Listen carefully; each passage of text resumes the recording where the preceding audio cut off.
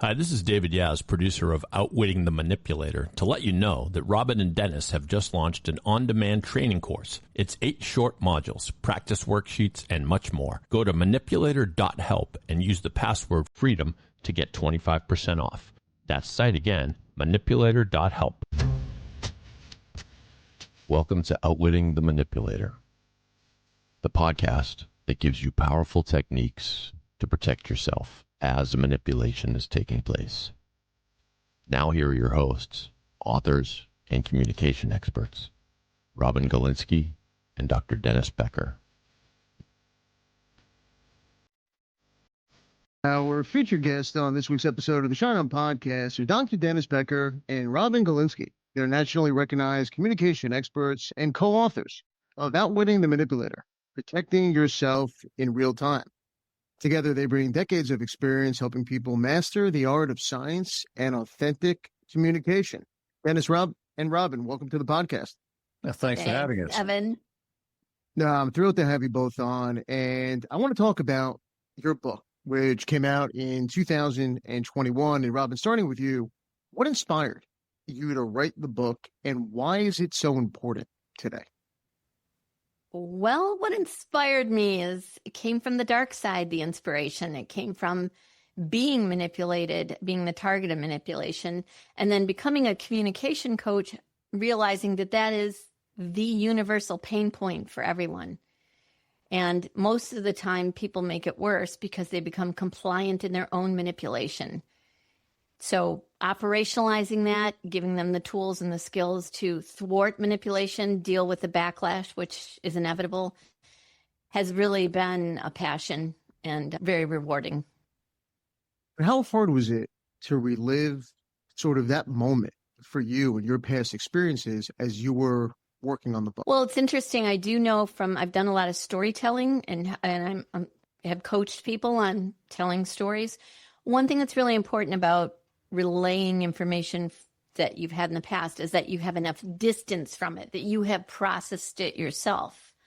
If you're still in it, if you're still reactive to it, you're not much help to anyone else. So I have enough distance and I've done enough thinking about it that I don't feel re-triggered or re-traumatized by reliving it.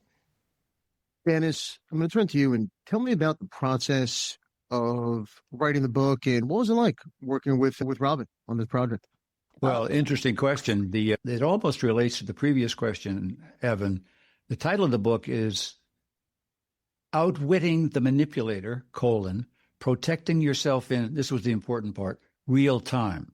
What it was like, and to answer your question about writing with Robin, was that we agreed immediately that what was not available to folks around the world at this point was something to help people who were being manipulated as it was happening to them. Not afterwards, when you figured out, how did I get into that? No. What was interesting with Robin is that we were able to put what we were suggesting to folks in real time. So the book contains topics and facial expressions and words and all sorts of things to help you to defend yourself as it was happening. And Robin and I agreed with that right away. So it was easy to write with her, actually. And in the book, you identify 24 manipulation tactics. What is one of the hardest, Dennis, to detect in real time? The answer to that question, I wish would say, is gaslighting. But no, it's not that easy. It depends on the context, depends on the personalities, the relationships that are there, because in some situations, it's very easy. For example, even if you don't know you're being manipulated, you kind of figured out later that love bombing, all the overly affectionate, you kind of know that wasn't right. So that's kind of an easy one. I think that's the hardest one, Dennis, to detect. Well, see, we disagree on a lot of things, but that's okay. Well, I'm right. Robin, you're lovely. I like working with you. I love those glasses. They look so nice. There he goes. Love bombing doesn't work on me, Evan, by the way. So okay. He's right. Great glasses, by the way. Oh, thanks. So it's hard to know which is the most difficult or the easiest, actually, because every one is different. So we have to take each case separately. We treat all of the 24 as being the most difficult that any reader may be experiencing. And Robin, through your work and research and writing the book, tell us how gender dynamics play into manipulation. Or women, do you find, targeted or trained differently? Well, wow, that is a powerful question. And Dennis, you're just going to have to suffer through my answer. No offense against either one of your genders, but I would say, yes, it is proportionately more often that a male is more predatory, more manipulative toward a female. That being said, the females who come out as manipulators, I think, are more savage. Now, this is my own perspective, my own life experience. I think the women who do it may be better at it than the men. I think the men it's more obvious. So, and I'm talking about men, heterosexuals, basically, is what I'm talking about. So, but you can get, any person can be very sophisticated at manipulation, meaning they're more charismatic. They're much better at feigning empathy, and it can be more difficult to detect that they are actually a manipulator, which we use as a bucket, by the way, Evan, for narcissistic personality disorder, psychopath, sociopath, borderline, cluster B, whatever you want to put in there. It doesn't matter if they're manipulating you. That's all that matters in the moment. And Dennis, Robin mentions detection, and in the book, both of you emphasize real-time awareness. What's the first step for someone when they feel they're being manipulated? Well, the first step is a word that you already used in that question. It's awareness. It's being aware of the fact that you may be in the presence of a manipulator. Now, the first time it happens, you may not know. You're not aware of it. But manipulators have patterns, as all human beings have patterns. But manipulators have patterns. And if something felt uncomfortable or it felt, rude for one time, we suggest write it down, keep a journal. If you're suspecting that person is not the nicest person, or maybe they're being overly nice, just make note of it, because it will happen again. So awareness is the first thing. You have to be aware that manipulation is a thing, and it could be happening to me. Most people never think of that because the manipulators are so good. They're so kind, usually, in hiding it that you're not aware. So we always urge awareness. If you think you're sort of uncomfortable with somebody, be aware. You may be the target of a manipulator. So awareness is the first thing. And Dennis, why do smart, emotionally intelligent, very sophisticated people still fall victim to manipulation? Oh, they're prime targets. They're prime targets. Tell us why. Because they think they're so smart and so sophisticated that nobody can get to me. I know this, I know that. Sometimes it's that, Dennis, but sometimes they're trusting. They're very trusting because they think other people are like them. Yeah, sure. So they're easy targets because they have so much self-confidence and they think nothing can happen to me. And a good manipulator, easy. It's a fun game for a good manipulator to find a way to target someone who's like that, who thinks they're so much of a hot ticket that they can't be gotten. Manipulators love that game. The manipulators, Robin, weaponize politeness. Oh, that's interesting. We did a whole episode on that. Yeah, that's a different species that I just studied in the last couple of years, is the manipulator who uses kindness, empathy, and politeness. So how do they use it? Is that your question? Yes. Bless your heart, Evan. So that's there bless you go. your heart. Be aware, So be aware, Evan. Be aware. That was a little bit right there. You're just a sweetheart for asking me that question. I really appreciate it. It shows me you've been thinking a lot. So they use it very adeptly, very easily, because what it does is it boxes you in, it paints you into a corner. So when you try to identify it or thwart it, you look bad. You look rough, rude.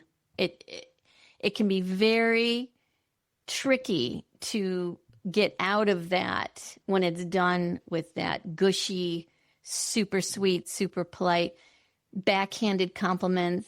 Oh, you look so beautiful when you put makeup on.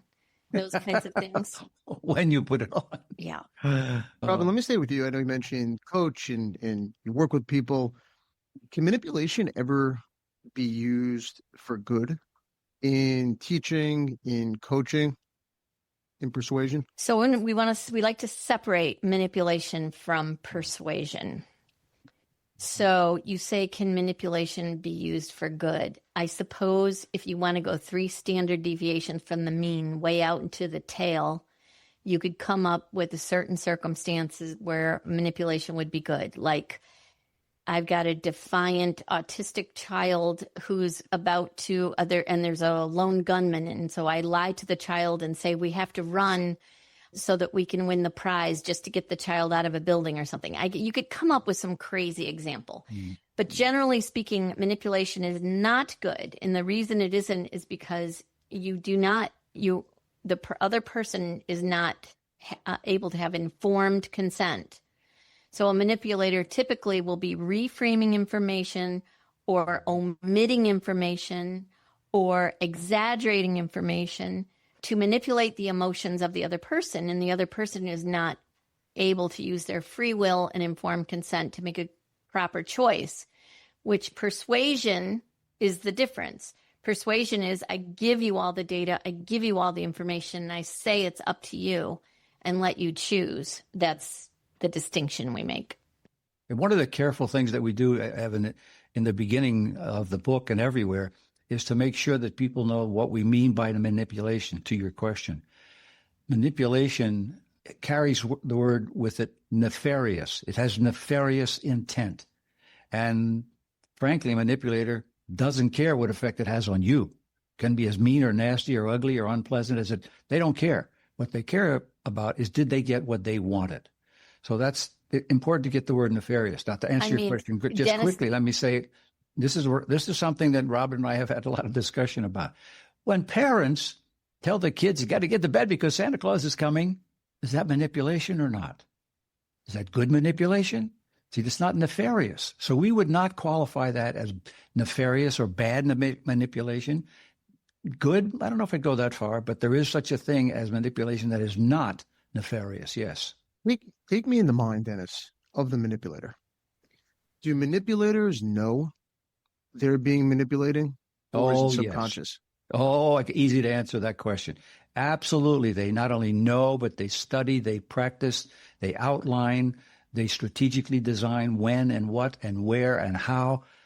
They're very calculating. It's unbelievable. They're very calculating. And it's hard to believe that somebody would be that way about simple thing like going to dinner with somebody or even saying hello. But yes, they're calculating. I want to add that the real manipulators we talk, everybody manipulates. Okay. I can be a manipulator right now if I want. The difference is we're talking about people who don't know how to not manipulate. Right. They don't even think they're being manipulative because it's the way they move about the world. Yeah.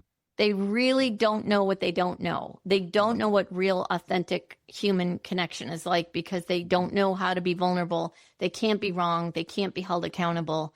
So, and is that in all aspects of life? Is that in personal relationships, in the workplace, professional relationships? Robert, is that across the board when you look at the characteristics? The people that we are addressing are across the board like that. They don't know how to not do it. They're about 7% of the population. And again, they have different diagnoses. They might be called sociopath, psychopath, narcissist, but they don't. And there are people who are, it could be like a spectrum, right?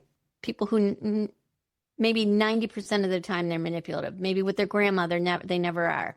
So, but we're addressing the people who don't know how to not manipulate. They cause a lot of damage, a lot of harm. I feel like the person who's maybe 90-10 has a little ray of hope that they might be able to change.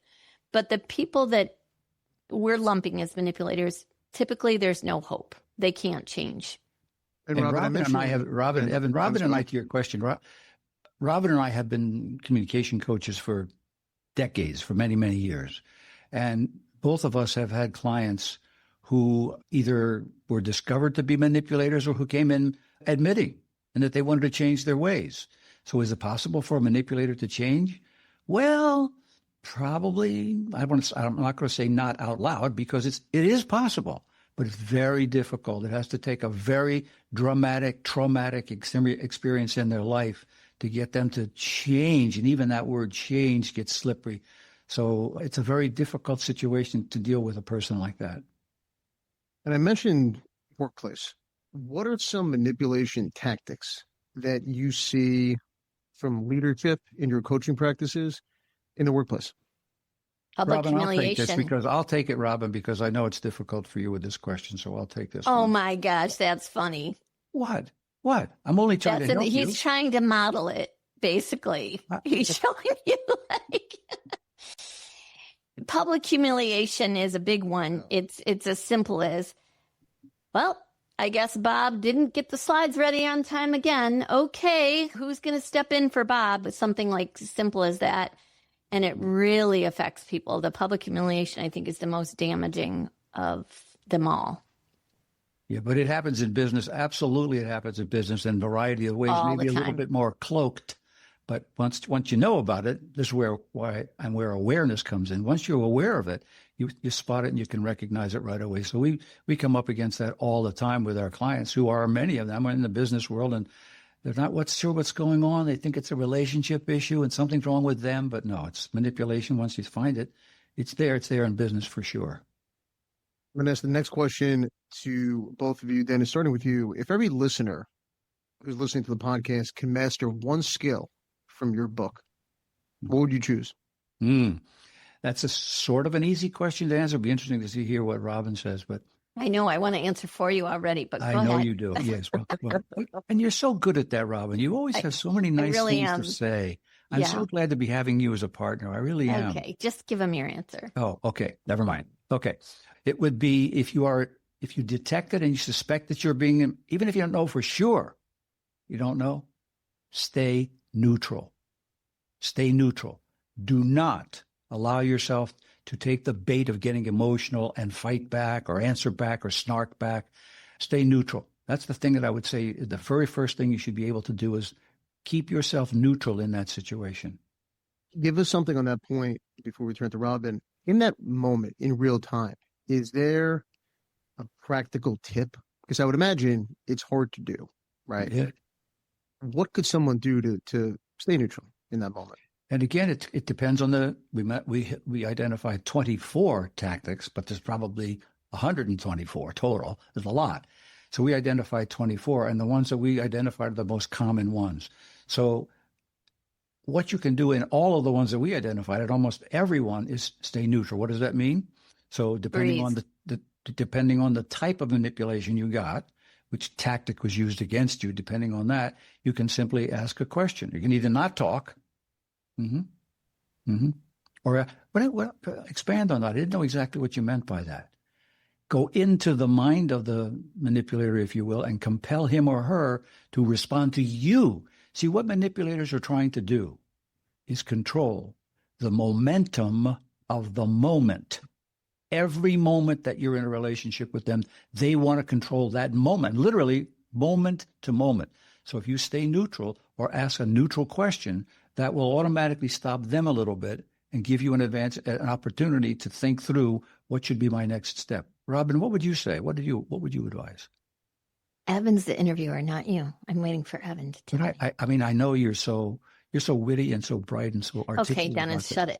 Okay, I would say the number one thing is that they need to stay curious. So typically what'll happen is people's spidey sense will kick in. They need to trust it more. They need to turn up the volume on it. And what happened, the reason it kicks in is because a manipulator's words don't line up with their actions.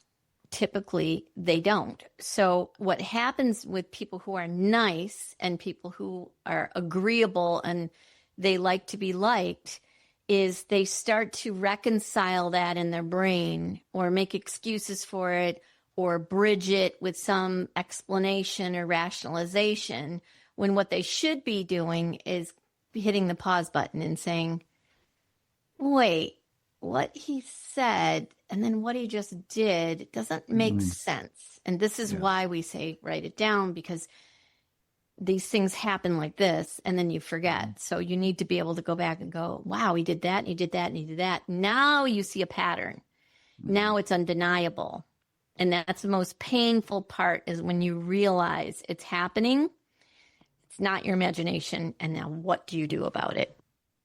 And Robin, as a divorce attorney, I see manipulation take place all the time in Shocking divorce processes. Exactly, right? Tell us from your perspective, Robin, with you, how does manipulation commonly show up in high conflict divorces? So I think probably people who aren't what we call a manipulator, they don't know how to manipulate. They don't know how to not manipulate.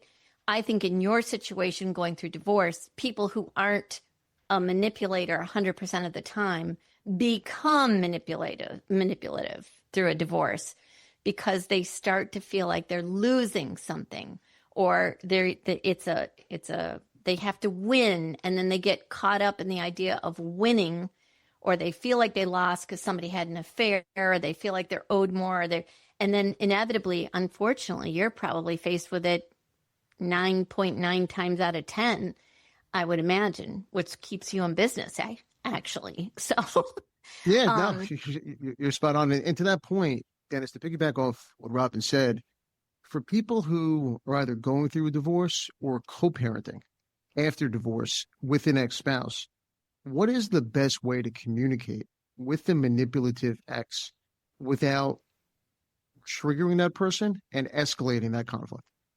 This is such a good and very important question, Evan. And I wish I had an automatic, easy answer, but the beginning of your answer is it depends. And I hate to say that because it sounds like I'm going to squeal out of something, but it really does depend on the nature of the relationship that you had before things went bad, what's happening as it's going bad, as it is at the moment that it's happening to you. Are there children involved? Is there money involved? What kinds of, depends on a lot of different things. So what's the best way to respond to someone in that situation and to avoid it is, as Robin and I said earlier, stay neutral. You already have a side. The sides have been declared, his and hers. So you already have a side, but stay neutral. Or hers and hers, or his and his. Yeah, okay. Hers and hers, or him and him. I get it. Okay. So the neutrality is an important issue, so that the other side, even the word side is awful because that implies that there's another side. But whoever's on the other side, they don't feel as though you are attacking them.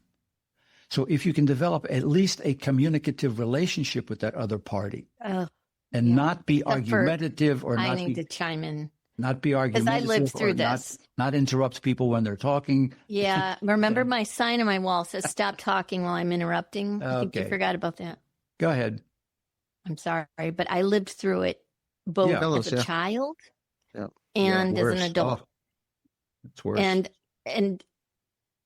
the number one thing is manipulators have to win. They have to feel like they've won. I have coaching clients right now that are going through a divorce, highly manipulative, and one of the women I'm talking to said, I don't really need any alimony. I don't really care about the money. I said, no, you have to act like you care, and you have to fight for it, because if you don't care about it, that's an easy win you can give him, and he needs a win. It's a completely different way of thinking. It's all win, lose with a manipulator, and they're always keeping score. And if they feel like you won, whatever, it could be the most minor thing, then now they need to be vindicated by getting you back. So that's now they're plotting for, how can I even the score? This is how they think. Evan, an interesting thing in your position, let me put the question to you. If you have a client and a technique has been suggested by that client to use, and you notice that it's going to be manipulative, how do you handle that? It's a great question. I mean, and one of the things I always tell people is you want to work with a coach. I'm a big believer in having a support system, right? To work with a coach, work with a therapist, work with someone trained in the outside of really the legal process to help you identify, spot, see the red flags, so you can work to either communicate, not communicate, really protect yourself. Because the divorce process, and Dennis, it's a great question, very often I see people use the divorce process, the litigation process, finances, child custody, as a way to manipulate someone, right? Exert coercive control, drag the process absolutely out. And part of it is really being in a position to spot it when it's happening, properly advise the client, but also bring it to the attention of the judges, bring it to the attention of other professionals, a forensic custody evaluator. And again, it's about education and presentation of that information, something that to a judge might not be so easily identifiable, right? So it's my job as an attorney to help my client, right, first and foremost, and then be in a position to advocate for her and present and make sure that information on what he or she's experiencing, make sure that information, when appropriate, gets through to who it needs to get through to. But it's a challenge. Evan, have you found that it's more often men manipulating women or women manipulating men, or it's 50-50?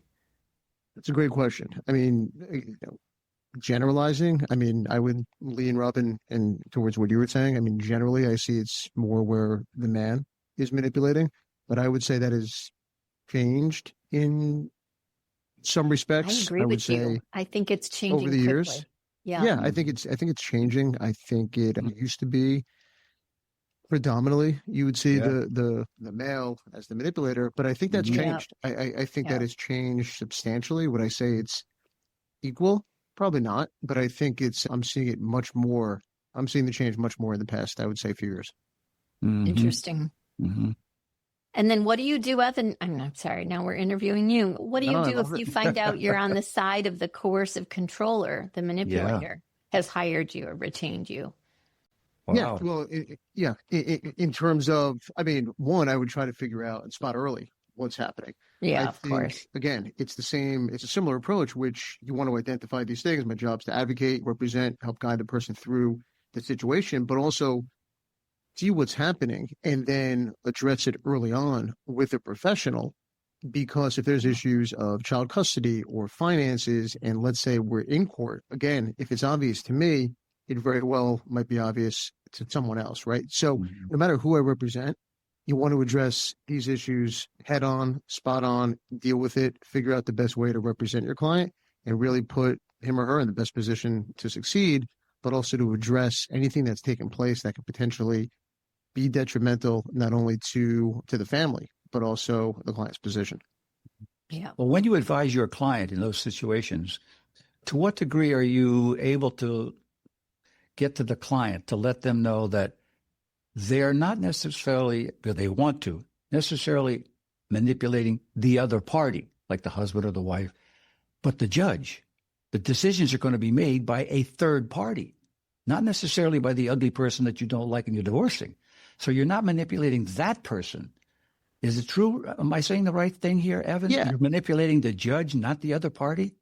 Yeah, it's a great point. It takes people a little bit of time to realize that, which is, I always tell people, look, you don't want to say something or write something that you wouldn't want the judge to see, right? So when your case is in court, there is that change of audience. I mean, you have a complete stranger in a black robe making decisions.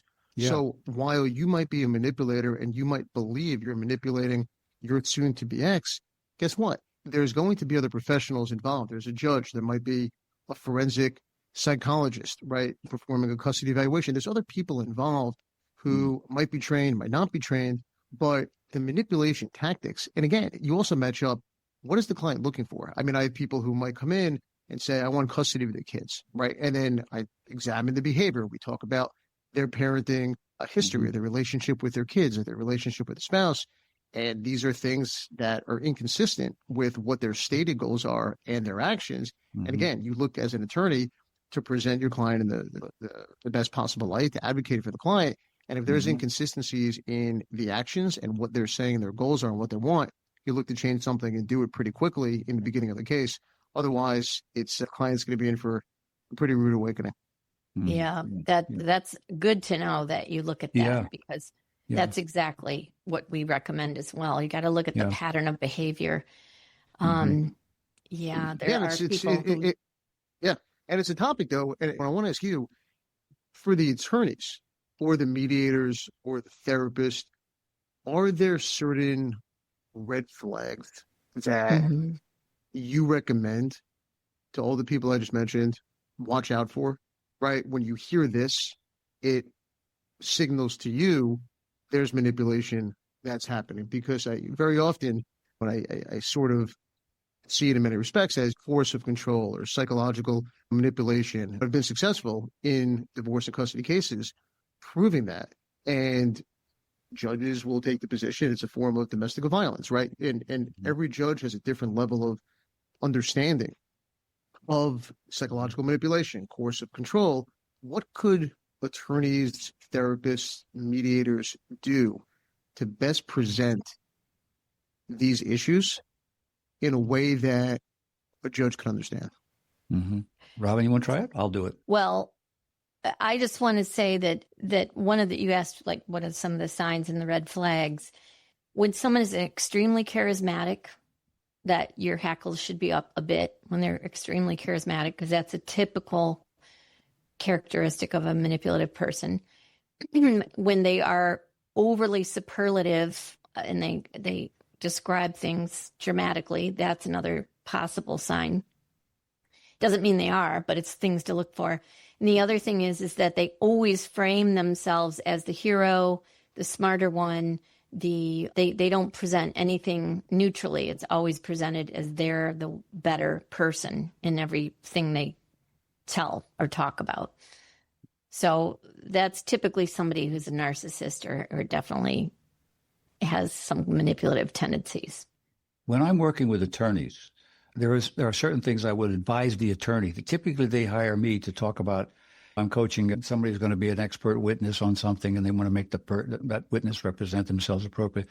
But there are times when I need to advise the attorneys because they themselves, look, they're human beings. They themselves have emotions and passions and likes and dislikes, and they can not easily, that's unfair. They can be affected by the case that's being brought to them by their client. You begin to feel very protective of your client. You begin to feel very identified with the client's cases and so forth. So if I'm answering your question accurately, Evan, I would advise attorneys to be careful when the client comes to you first to say, would you represent me, blah, blah, blah, blah, blah, whatever that meeting, you have to be very aware of the language that's being used. Now, it's going to be sometimes violent, or volatile at least. They're this and he, this, she. There's going to be a lot of that. But if you can, listen through that to the examples that you're getting presented to you to see if there is, in the example, something manipulative happening, either on the thing that's causing that problem or the way, by your client, the way it's being received. So there's a two-way street there for the attorney. You have to figure out which one of these parties is not only correct or accurate, but which case is going to be won by in front of the judge. So the attorney plays a very important role here in identifying manipulation, and it starts at the very beginning, the first time that you meet these people. Ernest, I'm going to have you on speed dial. Yeah, and also curiosity, yeah. Evan. It goes back to curiosity. I think people get curious, but then they don't ask the question like, oh, he punched me in the face and broke my nose. Okay, tell me everything that happened before that happened. Before that. We don't do that. We just say, wow, that's terrible. That's wrong. He should have never done that. Well, what if I was going at his eye with a knife and then he punched me in the face? So we need to know the context, the background, the lead up. And oftentimes a manipulator will be just such a charismatic storyteller that we get swept up in their story and they tell it with such conviction. They're very good. You can't even imagine that they've twisted, distorted, or flat out lying, which they're very, very good at. Like they can pass lie detector tests. They're exceptional at that. Robin mentioned the word curious as an important point I want to make about this, Evan. When we are talking about helping folks prevent being manipulated, and this applies, I think, to the attorneys as well, to follow your question. She mentioned the word curious. There are three things that we suggest everybody be able to do. First of all, be curious. You do all these things in a neutral way, like we said. Be curious. Secondly, have the courage to do the third thing, which ask questions. So first of all, you have to, what is there about that? Then you have to have the courage to speak up about that. Because sometimes you're shy or you're unsure. You have the courage to what? Ask a question about it. So those three things are very important to both attorneys. Obviously, you know that because when you take on the client. But for those who are being manipulated, you've got to be neutral in being curious, having the courage, and asking questions. And they're never going to answer the question, and they're never going to answer it, honestly. The point of asking the question is to indicate to them, I'm paying attention. I got you. I'm noticing what's happening here. Yeah. So that's the whole point, not to get an answer. Yeah, don't expect that. Because that's not going to happen. Well, you'll get an answer of some sort, probably. Oh, yeah, you'll get an answer. Get out your shovel. Get out your shovel. Yeah. Well, speaking of charismatic, I want to bring on one of the most charismatic guys I know. But not a Producer manipulator. Dave, come on, who sweeps me up, sweeps me away on my feet every time he tells a story. Dave, come on for the fun segment we do in the podcast called They Said It. That's right. Are you sure you don't want to add anything to that? That was going really well, everything you were saying about me. Oh, yes, we have business to do. Let's do They Said It. They said it. They said it. They said it.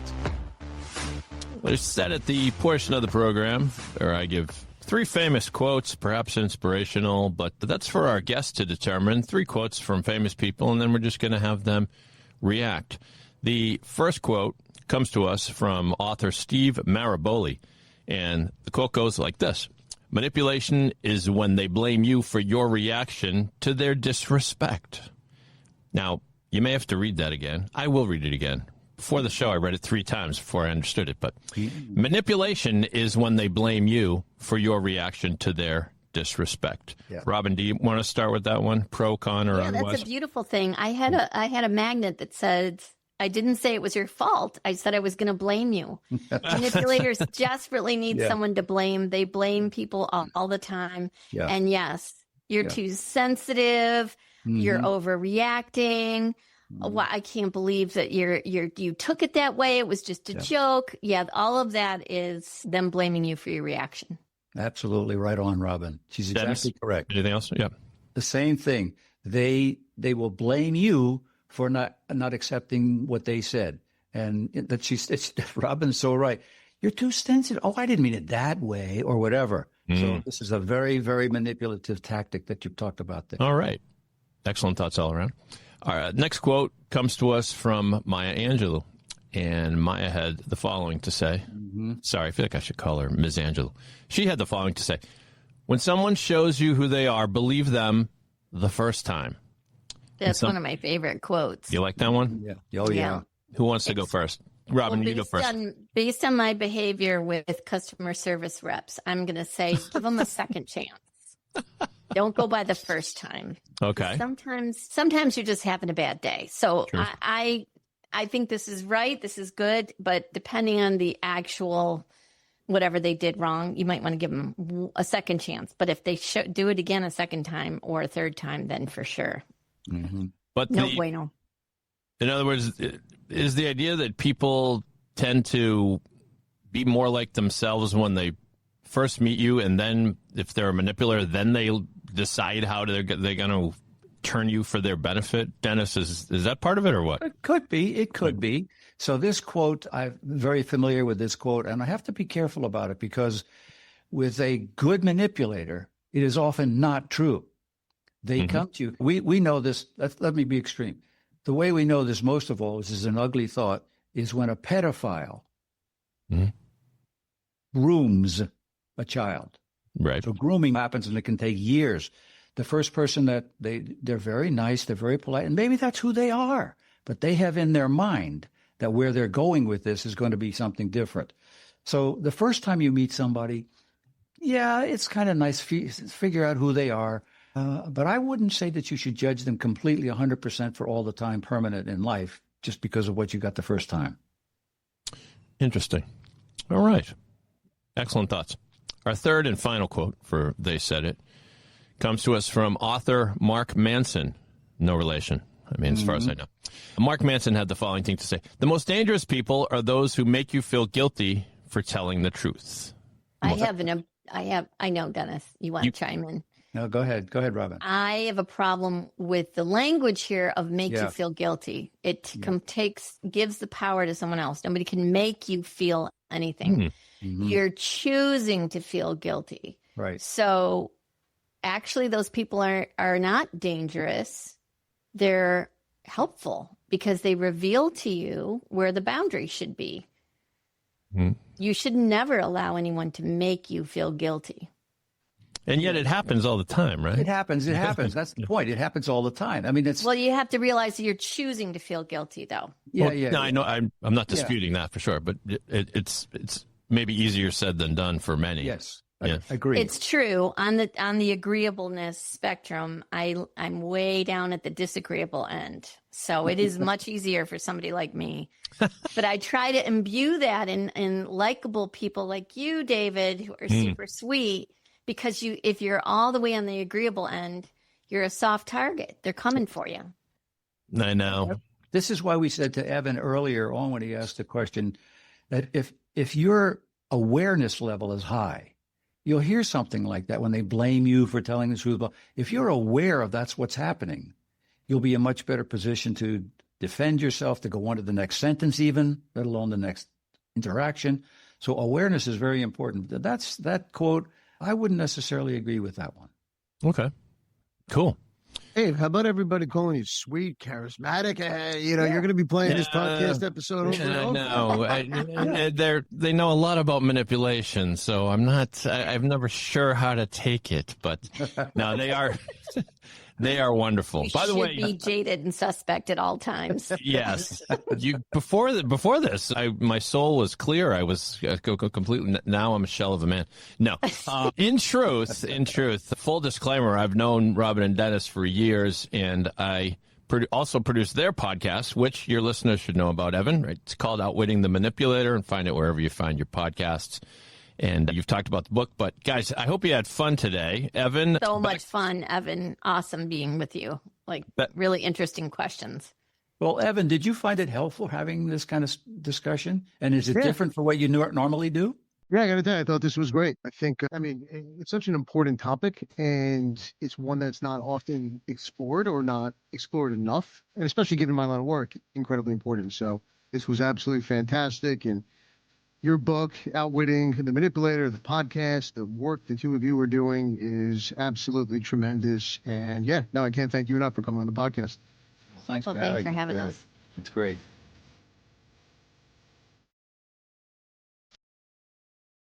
Thank you for being with us today on today's episode of Outwitting the Manipulator, Protecting Yourself in Real Time. Robin and Dennis are seasoned communication experts, not medical or therapeutic professionals. The thoughts and opinions expressed are their own. If you, a loved one, or a friend are in an abusive or controlling relationship, you will find additional resources in the show notes for today's episode.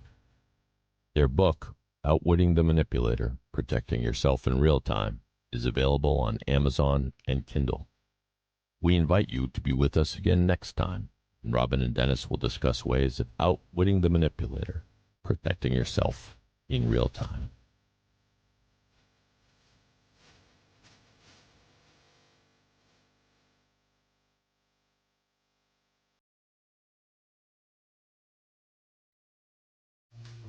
To get your copy of Robin and Dennis's on-demand training course made up of 8 video modules, practice worksheets, and more, go to manipulator.help and use the password FREEDOM to get 25% off.